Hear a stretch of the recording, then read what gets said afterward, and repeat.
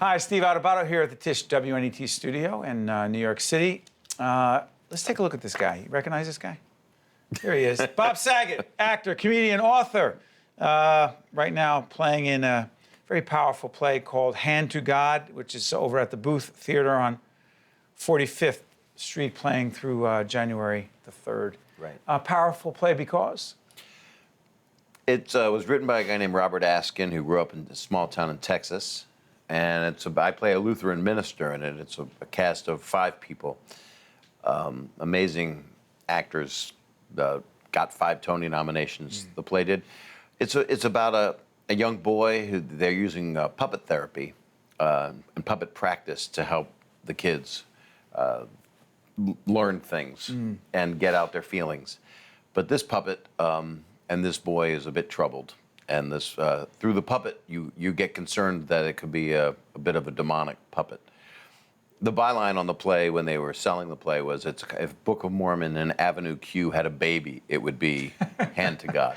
And that's Stephen Boyer, who is a fantastic actor, and he is also playing Tyrone. And it is another character, so it's almost a 6-person play. And then Geneva Carr and Michael and Sarah. Great cast. Great people. And, You said you saw the play. I saw it with someone I don't date anymore. Not because of the play. Not because of the play. No. For totally no. different reasons. Different reasons and normal reasons. And 2 of my daughters who live here in New York, and we were all blown away. And I'd seen it about six months ago. And then Kevin McCullum, the producer of it, who also produced The Drowsy Chaperone and Avenue Q and Rent. Right. And I was in The Drowsy Chaperone. Yes. I actually closed The Drowsy Chaperone on Broadway. I'm a closer. Yeah, you do play. You're closing this one, too. I'm closing this one January 3rd, and then it goes You're the Mariano Rivera of Broadway. Closers are as important as openings. That's right. And so, not as important. But important. On Broadway, it's more Yes. important to have a great opening. But I'm very proud to be part of this ensemble and to be closing it January 3rd. But then it goes to London in February with a British cast. Describe the schedule. I was going to say a Yiddish cast, but I don't think that would sell as well. No. Because it's a Texan town and the accents are hard enough. No, the British is better. Yeah. So 8 shows a week. Describe that schedule. That is something. It is. You're tired all the time, and yet once you get there, you can't wait to do it because it's such a wonderful piece, and the people are so amazing that your adrenaline just is there, and you're in the play. It's just something that I just 8 shows. I mean, it's like Hanukkah is 8 days. So if I can get through that, You can get through it. You Pastor know? Greg? Pastor Greg. Describe your character. He is a Lutheran minister. He's a good man. He is kind of the moral fulcrum of the play. He's wanting to help this young boy and his mother. He lost his father. Her husband passed away. He's trying to help people. He's righteous, and everything unravels around him. It's not just about him. When you have an actor talk about their part, they could be one of 5 and they act like the whole thing is from their point of view. No, but it is from your perspective. From my perspective of how I am playing it. And he is a really good man, and he wants love, and he's a romantic. And he's trying to use the church and his religion. And I wasn't raised a Lutheran, and I learned a lot, and I am learning a lot. And it's really fascinating because you have a belief system that you want to believe in.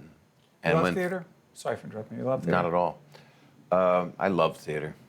Have you ever done TV? I'm sorry. It's so crazy. My first job in television was on the morning program on CBS at West 57th with Rollin Smith and Marriott Hartley. I worked with Rollin Smith over at My 9 years ago. Go ahead. Great man. Great man.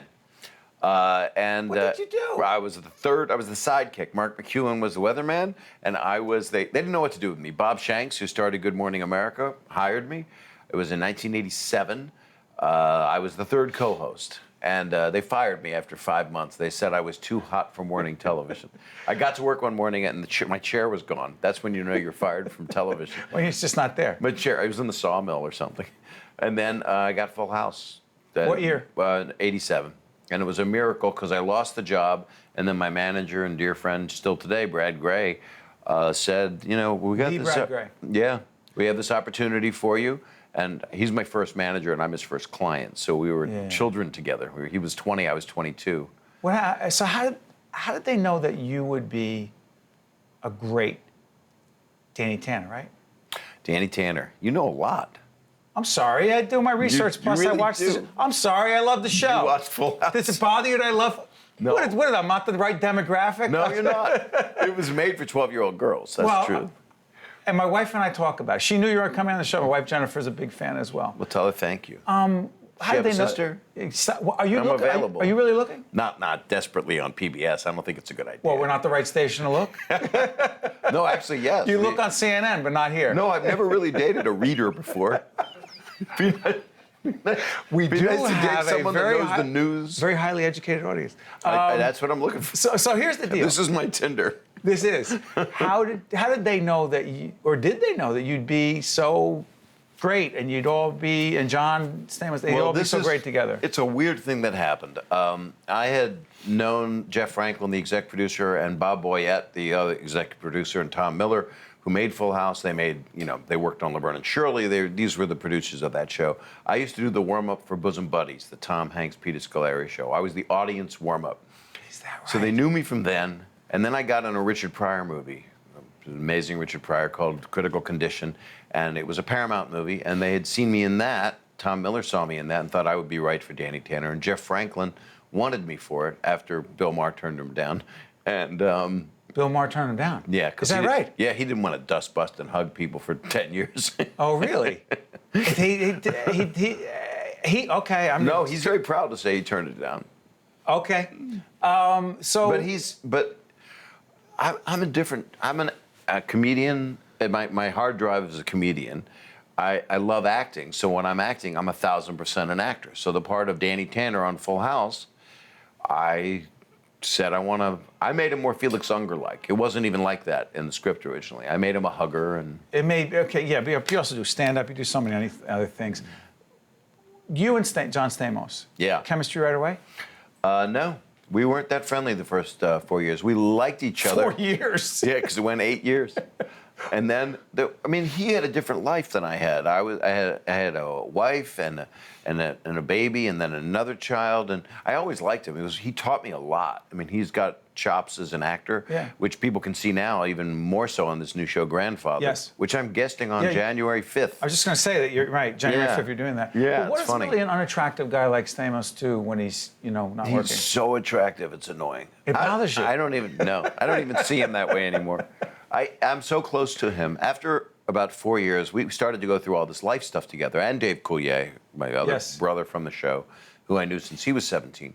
And our sisters got sick, and Dave lost his sister, and John's, thank God, his sister did not lose her life. Our parents passed away, all kinds of stuff that happened. Just normal lunacy of life, relationships, and we became very, very close. And John is one of the best friends and one of the sweetest and smartest people. And we all have devils. I've got, boy, do I have a lot of them. Who doesn't? I'm in a play, Hand to God, that deals with the devil and what is it. And it's yet, I don't know why I went back to Hand to God. John's coming to see it. That's how good a friend. I'm trying to get us back to how much I love John Stamos. But you have a genuine. He'll be here in a couple weeks, and we'll be cuddling. But real friendships in this business hard to come by. Very much so. You have a lot of good friends in this business. 3. I'm sorry. No. It's hard to come by. They say I have an on-air friend here at PBS, Raphael Pimaron. I call him my on-air brother because it's real. Right. John, it's real. It's real, and they say you can count all your friends on one hand, but you have 3, you're missing 2 fingers. That would have been a joke under other circumstances. I'm sorry, I've just no, you did the right thing. No, you're smart. Let me ask you this: your stand-up, I have to do this. Your stand-up is absolutely filthy. Can be. Stop it! It is. My last special was not as dirty. Did you see it? I had always done stand-up since I was 17 years old. Rodney Dangerfield was a friend of mine. He put me on the Young Comedian special. I was always irreverent. I said weird stuff. I didn't curse a lot, but I did when I was doing club work, and then I was in clubs for 10 years before I got any work. And I just followed my rudder. And it's changed a lot. Like I'm going on tour after I'm done with this play. I'm going to go out on tour starting in January, February, March, and I'm going to put a new special together, and that's what I'm working on, new material. But it's hard because all I'm doing is hand to God. Right. And that is You can't be doing both. You can't even think. I'm Pastor Greg. Yeah. Mind if I ask you about your foundation? I know I'm jumping around. Please. No, I Can love I do you. that real quick? Yeah. Thank you. I'm on the board of directors of the Scleroderma Research Foundation, and I have been on it for about 12 years, and I lost my sister to the disease scleroderma, which is hardening of the skin.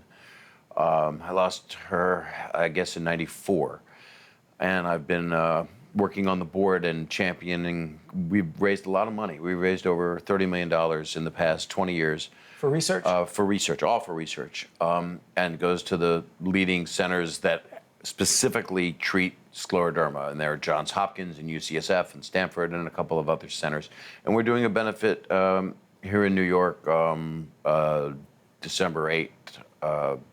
Huge success, already sold out, which is wonderful. And we raised $600,000 in LA with our last benefit, and it's all comedians that come. It's called Cool Comedy Hot Cuisine, and just generous people. And the name of the organization again is? Scleroderma Research Foundation. Perfect. There's another foundation also, but we're the Scleroderma Research Foundation. Mind if I tell folks again about the play? Please. I know I jumped around a lot, I'm sorry. No, my mind always jumps around. You're my new friend. If I lived here, you'd have a fourth friend.